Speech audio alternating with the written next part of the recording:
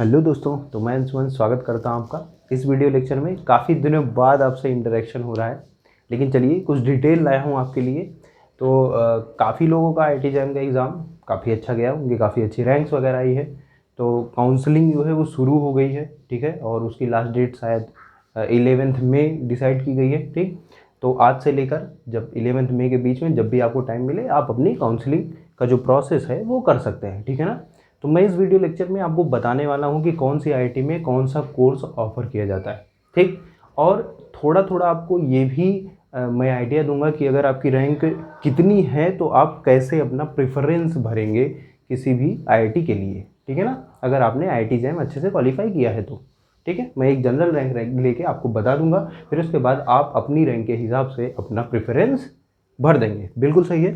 तो आइए पहले देख लेते हैं कि कौन सी IIT कौन कौन से कोर्सेज ऑफर करती है। पहले नंबर पे भैया IIT बॉम्बे, ठीक। ये जो है ये चार कोर्सेज ऑफर करती है।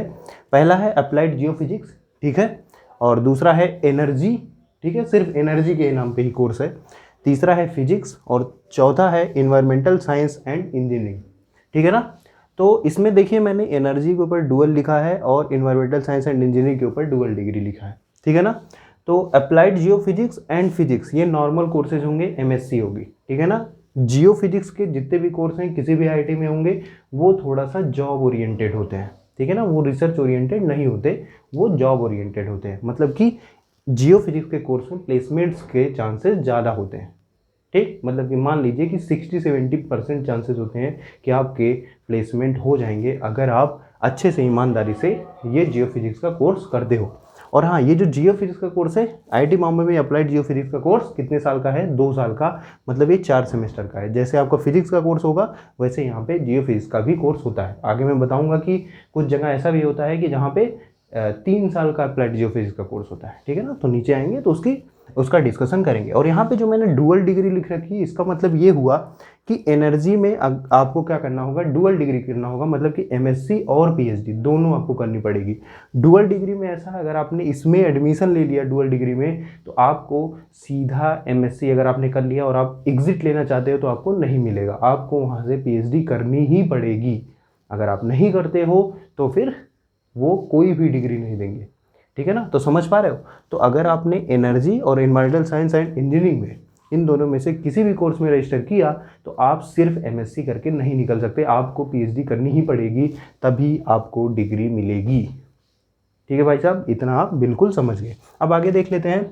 IIT Delhi, Guwahati, IIT Madras, IIT Roorkee, IIT Gandhinagar, Hyderabad, Ropar, Patna, IIT BHU, IIT Bhilai, IIT Palakkad, Tirupati and Mandi, इन सब जगह इतनी IITs में आपको फिजिक्स की MSc डिग्री मिलेगी, ठीक है ना। जहाँ मैंने फिजिक्स लिखा है उसका मतलब आपको MSc डिग्री मिलेगी जिसमें 4 सेमेस्टर होंगे जो 2 साल का होगा, ठीक है ना। तो इतनी IITs जो मैंने लिख रखी है यहाँ पे 1 2 3 4 5 6 7 8 9 10 11 12 और 13 IITs जो मैंने यहाँ पे बीच में लिख रखी है, 3 रो में जो ये IITs हैं इन सब में आपको MSc फिजिक्स की डिग्री मिलेगी जो कि 2 साल की होगी, ठीक है। बिल्कुल सही है। यहाँ पे भी फिजिक्स की डिग्री है IIT बॉम्बे में, मैंने यहाँ पे अलग से लिख रखा है। जिन IITs में अलग से कुछ स्पेशल कोर्सेज ऑफर हो रहे हैं उनको मैंने अलग से लिख रखा है। बाकी जिनमें सिर्फ MSc होती है फिजिक्स से वो मैंने इन 3 लाइन में, इन 3 रोज में लिख रखा है, आप देख सकते हो। मतलब कि इन IITs में सिर्फ MSc की डिग्री ऑफर होती है फिजिक्स से, ठीक है ना।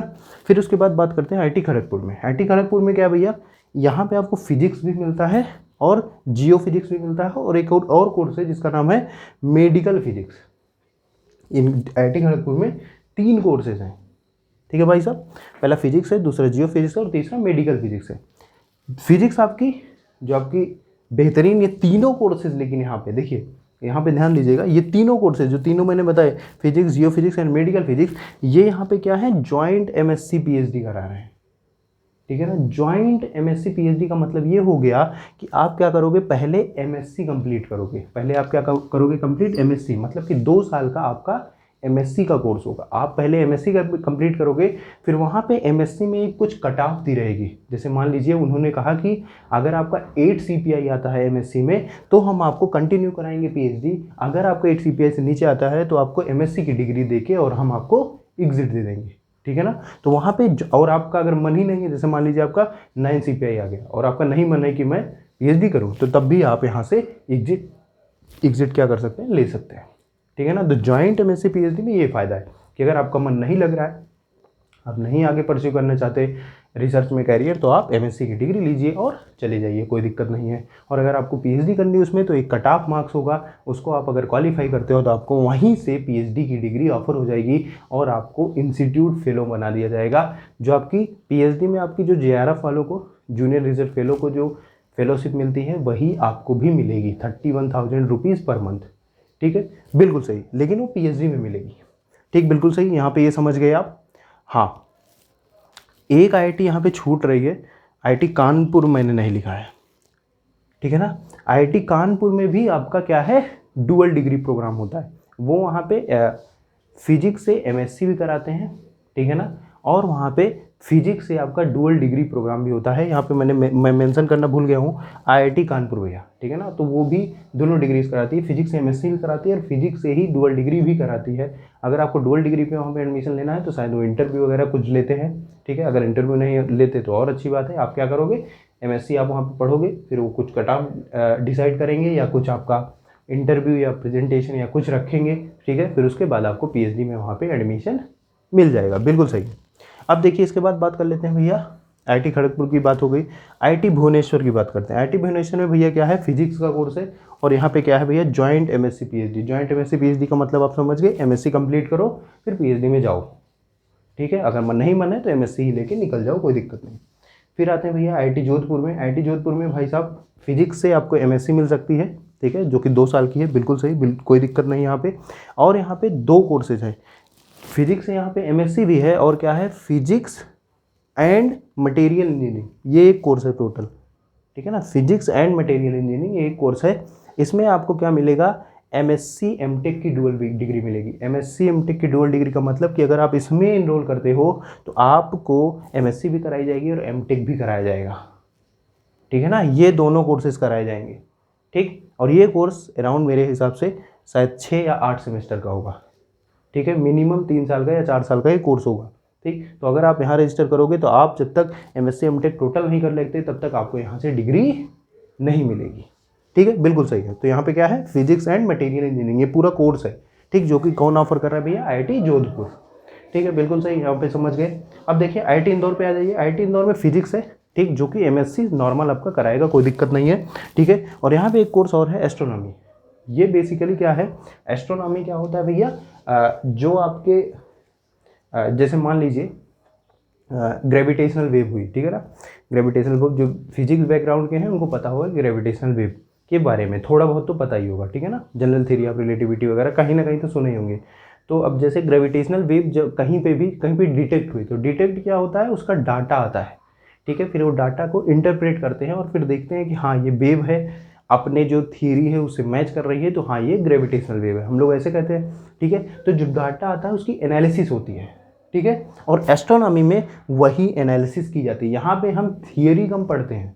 ठीक है ना, डाटा एनालिसिस पे जो मॉडल्स हैं, जो हमारे पास ऑब्जर्वेशन के डाटा आ रहे हैं, उनकी एनालिसिस से जो हम लोग क्या करते हैं, एस्ट्रोफिजिक्स के काम करते हैं, उसको हम लोग कहते हैं एस्ट्रोनॉमी। ठीक है ना, तो ये कोर्स ऑफर किया जाता है जिसको कहते हैं एस्ट्रोनॉमी में क्या, एमएससी। ठीक है, बिल्कुल इतना समझ गए। और एमएससी का कोर्स है, मतलब कि आपका 2 साल का होगा। आईआईटी इंदौर यहाँ पे ऑफर करती है। फिर आखिरी में सबसे आता है आपका IIT ISM Dhanbad. IIT Dhanbad आपको क्या देता है, फिजिक्स में एमएससी देता है। अगर आपको करना है तो आप फिजिक्स एमएससी कर लीजिए, बिल्कुल सही है। या तो आपको क्या करना है, अगर आप वहाँ से करना चाहते हो तो आप अप्लाइड जियोफिजिक्स भी है, समझ पा रहे हो ना, कहाँ पे, आईएसएम धनबाद में क्या है, अप्लाइड जियोफिजिक्स भी है। ठीक है ना, तो अप्लाइड जियोफिजिक्स। लेकिन यहाँ पे देखिए क्या है, जैसे अगर मैं बात करूँ आईआईटी बॉम्बे की, ठीक, तो यहाँ पे जो अप्लाइड जियोफिजिक्स है ये 2 ईयर की है। ठीक है ना, 4 सेमेस्टर की है ये। ठीक है, लेकिन जो आईआईटी धनबाद में अप्लाइड जियोफिजिक्स है, यहाँ पे देखिए लिखा है एमएससी टेक, ये कितने सेमेस्टर की है, ये 6 सेमेस्टर की है। तो वही कोर्स होगा जो यहाँ पे 4 सेमेस्टर में कराया जाएगा और वही कोर्स होगा जो यहाँ पे 3 साल में 6 सेमेस्टर में कराया जाएगा। ठीक है भाई साहब, और यही सेम कोर्स अप्लाइड जियोफिजिक्स का, यही एमएससी टेक का सेम कोर्स बीएचयू भी करवाता है, जो कि अपना अलग से एग्ज़ाम लेता है। ठीक है ना, ये आईआईटी बीएचयू नहीं, बीएचयू जो है, बीएचयू यूनिवर्सिटी जो है अपनी, ठीक है। बनारस हिंदू यूनिवर्सिटी वो अलग से एग्ज़ाम कराता है अप्लाइड जियोफिजिक्स का, ठीक है, जिसका नाम एमएससी टेक देता है वो, और वो सेम यही कोर्स होता है, वो भी 6 सेमेस्टर में कराता है, ठीक है ना। और ये जितने जियोफिजिक्स के कोर्सेज हैं ये सब आपके जॉब ओरिएंटेड हैं, मतलब कि 50 to 60% जैसे मैंने बताया कि आपका जॉब लगने का चांसेस हो जाता है, और काफ़ी अच्छी पैकेज जाती है, ठीक है, अगर आप ईमानदारी से इन कोर्सेज में रजिस्टर करके पढ़ते हो, ठीक है। तो ये समझ में आ गया कि कितनी आईआईटीज़ हैं। आईआईटी कानपुर में लिखना भूल गया भैया, बहुत बहुत सॉरी, ठीक। तो आईआईटी कानपुर बहुत बड़ा नाम है, उसको लिखना भूल गया, मतलब गलती हो जाती है, ठीक। तो आईआईटी कानपुर में मैंने बताया 2 कोर्सेज है, फिजिक्स भी है और फिजिक्स से डुअल डिग्री भी है, ठीक है। तो फिजिक्स में आपको पढ़ना है तो फिजिक्स पढ़ लीजिए, डुअल डिग्री में रजिस्टर करना है तो आप वहाँ पे भी रजिस्टर कर सकते हो, ठीक है। तो ये हो गई आपकी पूरी डिटेल कि कौन से आईआईटीज़ कौन कौन से कोर्सेज ऑफर करते हैं।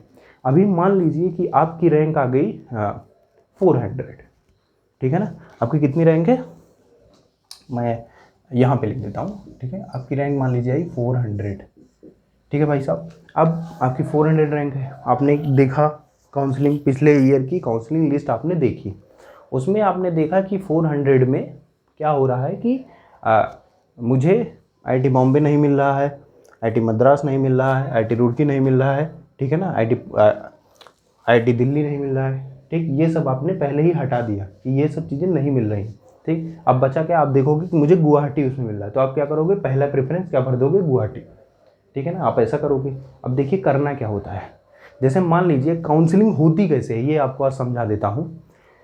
मान लीजिए जिसकी 1 रैंक आई है, जिसकी मतलब अंडर 100 रैंक है, ठीक है, सबने क्या किया, पहला प्रेफरेंस अपना क्या भर दिया, आईआईटी गुवाहाटी, ठीक है ना, पहला प्रेफरेंस क्या भर दिया भैया, आईआईटी गुवाहाटी।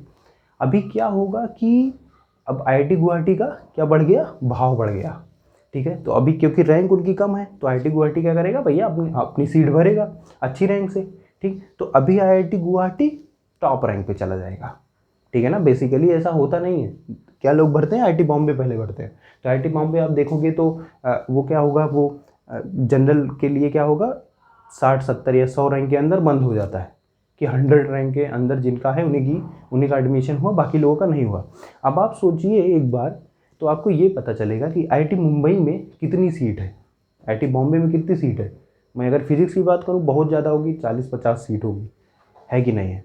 लेकिन 100 रैंक तक क्यों भैया जा रही है वो काउंसलिंग, क्यों जा रही है, क्यों ऐसा इसलिए हो रहा है कि कुछ लोग ऐसे होते हैं, मान लीजिए उनकी 70 रैंक आई, लेकिन उनको क्या चाहिए, पहला प्रेफरेंस उन्होंने डाल दिया आईआईटी दिल्ली, ठीक है। तो अभी क्या होगा, उनको आईआईटी दिल्ली पहले मिल जाएगी, 67 को क्या मिल जाएगी पहले, या 70 रैंक जिनकी है उनको क्या मिल जाएगी, आईआईटी दिल्ली मिल जाएगी। तो उनके लिए क्या होगी, एक वैकेंसी वहाँ पे खाली हो गई ना, तो अभी जो 71 या 75 या 80 वाला आईआईटी बॉम्बे भरा होगा उसको आईआईटी बॉम्बे मिल जाएगी, ठीक है। तो जिसका भाव बच्चे बढ़ाएंगे उसकी रैंक या उसकी रैंक का भाव और बढ़ जाएगा, ठीक है। मान लीजिए आपकी 400 रैंक आई है, ठीक। तो आप क्या करें, पहले ये देखें कि जैसे 400 आई है ना, तो आप देखें कि 200 के अराउंड, ठीक है ना, 200 से लेके 600 तक, ठीक है, 200 से लेके 600 रैंक के बीच तक, ठीक। जितनी भी आईआईटीज़ है, जितनी जैसे 200 के रैंक में आप देखें कि 200 के रैंक में आईआईटी कानपुर आ रहा है, तो आप पहला प्रेफरेंस आप अपना आईआईटी कानपुर रखें, ठीक है ना। 400 रैंक है तो आईआईटी बॉम्बे नहीं मिलेगा, अगर आप भरना चाहें तो भर सकते, कोई दिक्कत नहीं। तो आप क्या करें, सबसे टॉप आईआईटी जो है, ठीक है ना, मेरे हिसाब से अगर आप क्या करोगे, आपको अगर जैसे पहली काउंसलिंग या दूसरी काउंसलिंग में ही सीट चाहिए तो आप क्या करो, 200 आगे देखो 200 पीछे देखो, ठीक है। 200 रैंक में देखो कि कौन सी आईआईटी आ रही है, जैसे मान लीजिए मैंने कहा आईआईटी कानपुर आ रही, तो आपने आईआईटी कानपुर पहले प्रेफरेंस में भर दिया, बाकी उसके बाद जो आपको आईआईटी दिल्ली भर दिया, आईआईटी कुछ भी भर दिए, ठीक है। तो क्या करेगा, आईआईटी कानपुर आपको मिल जाएगी पहली या दूसरी काउंसलिंग में।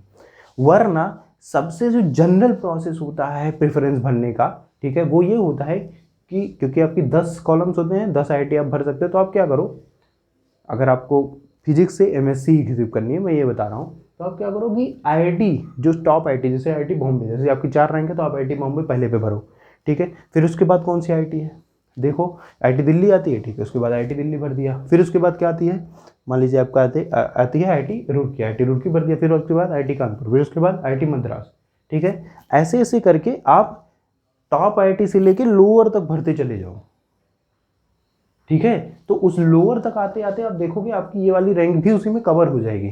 ठीक है। अब मान लीजिए पहली लिस्ट आई तो आपको सबसे नीचे वाली, मान लीजिए 8th नंबर पे जो आपने प्रेफरेंस भरा था वो आपको आईआईटी मिल गई। ठीक है। तो आप क्या करो कि आप उसको लॉक करो और क्या करो, अपग्रेड कर दो। अब लॉक करके आपने अपग्रेड जैसे किया, अभी क्या होगा कि वो अपग्रेड होगा और जो और अच्छी आईआईटी आपको मिल सकती है, या आईआईटी दिल्ली, आईआईटी कानपुर या कुछ भी ऐसे मिल सकती है, तो वो वहाँ पे ले जाएगा आपको। ठीक है ना। तो एक जनरल तरीका ये होता है कि आपकी जो टॉप आईआईटीज़ हैं उनसे आप शुरू करिए अगर आपकी रैंक अच्छी है तो, और क्या करें आप एक आईआईटी बाई आईआईटी ऐसे भरते चले जाएं जो आपकी टॉप आईआईटीज़ हैं और लोअर आईआईटीज़ था। अगर आपकी रैंक अच्छी नहीं है, जैसे मान लीजिए मैं यहाँ पे 400 रैंक ले रहा हूँ, तो ये बहुत अच्छी रैंक नहीं है, एवरेज रैंक है, तो मैंने क्या कहा कि 200 आप पहले लो, 200 बाद में लो। तो 200 रैंक के अंडर कितने लोग, मान लीजिए आईआईटी कानपुर से शुरू होके और 600 रैंक तक आईआईटी पटना तक आ रहा है, तो आप क्या करो आईआईटी कानपुर से लेके, और जैसे जैसे आप देखो कि काउंसलिंग जैसे जैसे हुई है, ठीक है ना, एक काउंसलिंग की लिस्ट डाउनलोड कर लो पिछले साल की। आप देखोगे तो राउंड जो होते नहीं है काउंसलिंग राउंड्स, तो उनकी लिस्ट आती है। तो आप क्या करो, थर्ड लिस्ट खोलो, उसमें देखो कि मिनिमम रैंक, ठीक है ना, कितनी रैंक तक आपको आईआईटी मिल गई है। तो आप देखो कि 200 से 400 रैंक तक कितनी आईआईटीज़ हैं जो जिसमें आपको सीट मिल जाएगी।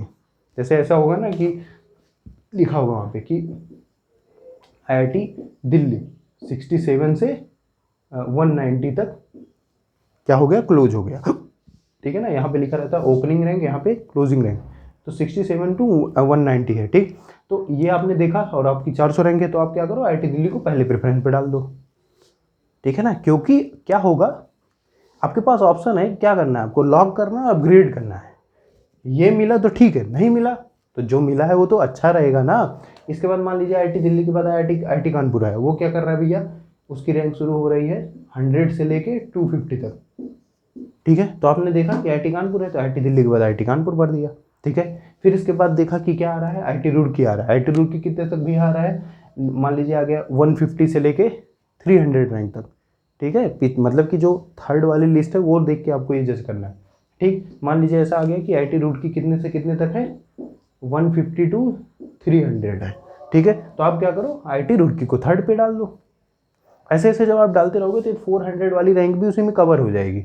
और जैसे ये कवर हो जाएगी तो आपको क्या मिलेगा, पहली आईआईटी जो आपको मिलेगी वो आपकी 5th या 6th रेफरेंस मिलेगी, है कि नहीं। 6th रेफरेंस मिलने का मतलब ये है कि आपके अपग्रेड होने के चांसेस हैं, है कि नहीं है। आपने, आपकी एक रैंक आई, आपने पहले प्रेफरेंस पे भर दिया आईआईटी पटना, तो आपको तो दे ही देगा, है कि नहीं है। अगर आपको नीचे वाली प्रेफरेंस मिल रही है, 3rd 4th 5th प्रेफरेंस मिल रही है, तो अपग्रेड होने के चांसेस भी तो ज़्यादा हैं। आप ये तो देखिए, आपकी 100 रैंक है, ठीक है, और आपने भर दिया आईआईटी दिल्ली, तो आईआईटी दिल्ली तो पहले में ही ले लेगा ना 100 रैंक पे, कहेगा भैया आओ 100 रैंक है, आ जाओ मेरे पास। ठीक है, अगर पहले पे आईआईटी बॉम्बे भरे रहोगे और दूसरे पे आईआईटी दिल्ली भरोगे, तो आईआईटी दिल्ली कहेगा आ जाओ मेरे पास। ठीक है, फिर आप क्या करोगे, अपग्रेड करोगे, पता चला कि आईआईटी बॉम्बे में भी सीट है, तो क्या करेगा, अपग्रेड कर देगा, तो आपको आईआईटी बॉम्बे मिल जाएगा। तो जितना नीचे आपकी प्रेफरेंस, जितने नीचे वाली आईआईटी का प्रेफरेंस आपको मिलेगा, ठीक है ना, उतना ही अपग्रेड होने के चांसेस ज़्यादा होंगे। और मेरा सबसे ये रिक्वेस्ट है कि अगर आप प्रेफरेंस भरें और काउंसलिंग में आपको क्या हो रहा है कि अपग्रेड करने का ऑप्शन आ रहा है कि आप अपग्रेड कर सकते हो, तो आप इन पॉइंट तक अपग्रेड करते ही रहे। जितनी काउंसलिंग हो रही है सब में अपग्रेड करो, लॉक करके अपग्रेड कर दो। तो जहाँ पे जिस आईआईटी में सीट मिली वहाँ तो लॉक हो जाएगी और अपग्रेड भी हो जाएगा, अगर अच्छी आईआईटी मिलती है या अपर वाली प्रेफरेंस मिलती है तो।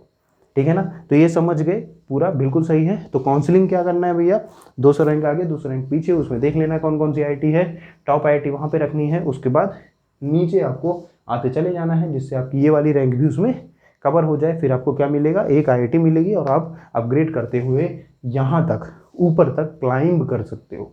ठीक है, बिल्कुल सही है। और कौन सी आईआईटी में कौन सा कोर्स है, जिस कोर्स में आप इंटरेस्टेड हो आप उसको भी प्रेफरेंस दे सकते हो। ठीक है ना, जैसे मान लीजिए आपको प्रेफरेंस ये देना है कि मुझे आईआईटी बॉम्बे से अप्लाइड जियोफिजिक्स करनी है, ठीक है, बिल्कुल सही, तो उसको पहला प्रेफरेंस दे दो, दे सकते हो ना, तो उसको पहला प्रेफरेंस दे दो। जियोफिजिक्स करनी है तो जहाँ जहाँ जियोफिजिक्स है उसको पहले प्रेफरेंस दे दो। तो कहीं पे भी जियोफिजिक्स में आपको क्या मिलेगा, ऑफर मिलेगा, तो आपको क्या करेगा, तुरंत कैच कर लेगा। समझ गए, बिल्कुल ठीक है। तो यही थी काउंसलिंग की डिटेल, काउंसलिंग से डरना नहीं है। और कोई भी अगर डाउट है तो इस वीडियो के नीचे कमेंट करोगे, मैं रिप्लाई ज़रूर दूंगा। ठीक है, तो मैं अंशुमन सिर्फ इतना ही बताने आया था। अब मैं चलता हूँ, धन्यवाद।